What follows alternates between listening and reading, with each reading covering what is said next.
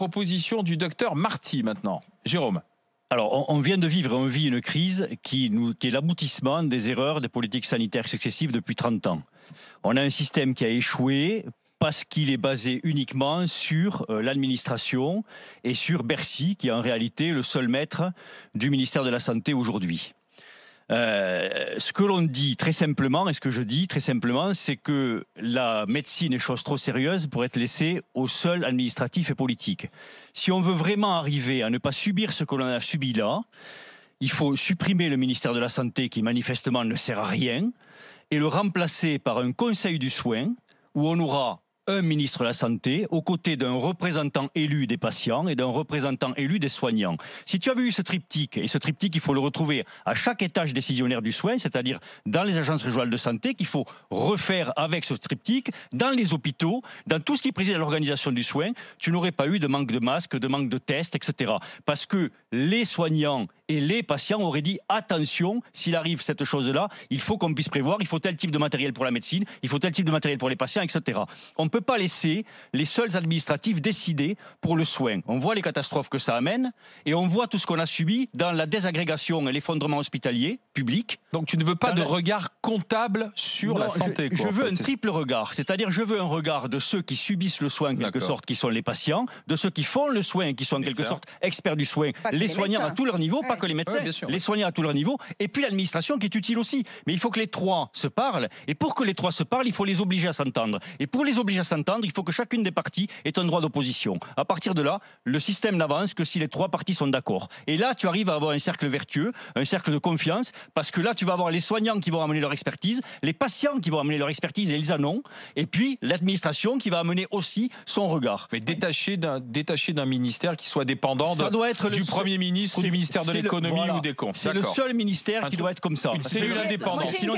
J'ai une question en fait. Ça veut dire une vraie décentralisation. Qui va gérer l'argent? Est-ce que tu penses, est-ce que ça serait toujours centralisé? Parce qu'on a vu sur le problème des commandes, si tu veux, que c'était centralisé et que du coup ça avait du mal à redescendre jusqu'en bas de l'échelle, ou est-ce que chaque région aurait son autonomie financière également? Deux choses, entendons-nous bien. On laisse le ministère des Affaires sociales d'un côté, et ensuite pour le ministère de la Santé, on met le triptyque que je t'ai dit. Et ensuite, à tous les étages du soin, tu retrouves les trois parties. Et qu'est-ce qu'on fait des agences régionales de santé? Je te parle argent. Est-ce qu'il y aurait une autonomie financière région par région qui permettrait de passer des marchés, de faire des commandes, etc. Oui, et même je vais plus loin, tu l'as non seulement, tu l'imagines sur le plan régional, mais tu peux même l'imaginer sur le plan européen, cette chose-là.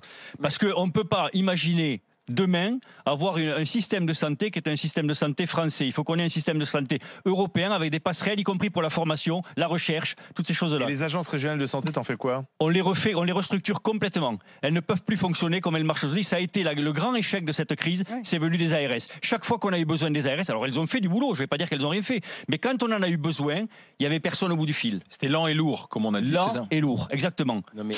Alors, attends Gilles William, parce qu'on a une infirmière qui veut discuter de cette proposition avec Jérôme, Sophie, infirmière du côté de la Corrèze. Bonjour Sophie. Bonjour, oui, je suis infirmière libérale, moi. Qu'en dites-vous alors de cette proposition?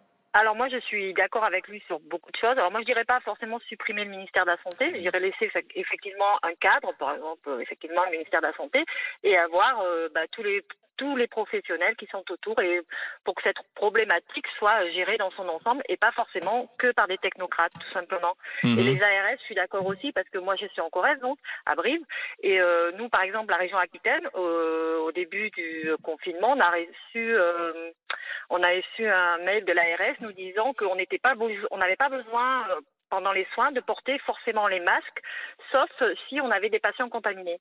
Sauf que c'est pas marqué sur la tête des gens s'ils sont contaminés ou pas contaminés. Voilà. Et c'est quand même malheureux, et je trouve ça grave et dégradant. Et à l'heure actuelle, nous, on n'a plus de masques. Je suis allée chercher aujourd'hui ma dotation. On n'a plus de masques FFP2. On n'a que des masques chirurgicaux, ce qui est déjà très mal. Ça continue. Parce que c'est pour les dentistes maintenant. Voilà. Ouais. Alors nous, c'est débrouillez-vous. Déjà, il n'y avait plus de surblou. On gère la pénurie, quoi. On se débrouille. Alors moi, j'ai eu de la chance d'avoir pas mal de gens autour de moi qui m'ont aidé. Mais voilà, je veux dire, la contamination, elle se fait pour tout le monde, et c'est pas marqué sur la tête des gens s'ils sont ou s'ils sont pas contaminés, donc on doit prendre des précautions pour tout le monde, quoi.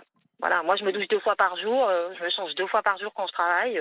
Ça m'amuse pas, hein, mais voilà, c'est usant, c'est pour calculer tous ces gestes et tout ça. Et effectivement, donc pour ce genre de choses n'arrive pas ou arrive différemment ou soit géré différemment, et je pense qu'il faut que les personnels de santé et effectivement aussi les malades soient intégrés dans la dynamique des soins, oui.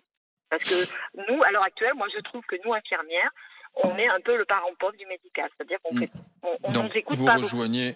Vous rejoignez la proposition de Jérôme. Oui. On va résumer. Un mot, Gilles William? Oui, non, mais en vérité, l'infirmière m'a enlevé les mots de la bouche. La seule réserve que je fais par rapport à la proposition de Jérôme, c'est le ministère de la Santé.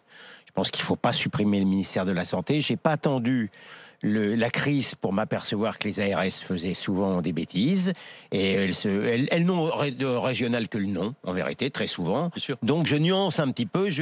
Sur le ministère de la Santé, tu as dans d'autres pays étrangers des ministères de la Santé, et ça marche bien. Donc ce qu'a dit l'infirmière, je souscris complètement. En un mot juste, parce qu'on conclut, en un mot juste, en fait, ce qu'on demande, c'est qu'on ait une démocratie sanitaire mature. Aujourd'hui, on a une démocratie sanitaire de façade, parce qu'on te répond toujours, mais les patients sont intégrés, les soignants sont intégrés. En fait, c'est faux. Si tu veux, tu as juste un théâtre d'ombre là où on te met en avant les choses, mais qui ne sont pas réellement une démocratie sanitaire. Si tu veux avoir une démocratie sanitaire mature, il faut que tu aies un droit d'opposition sur un certain nombre de choses. Sinon, tu arrives. Reste à déterminer qui représentera les soignés.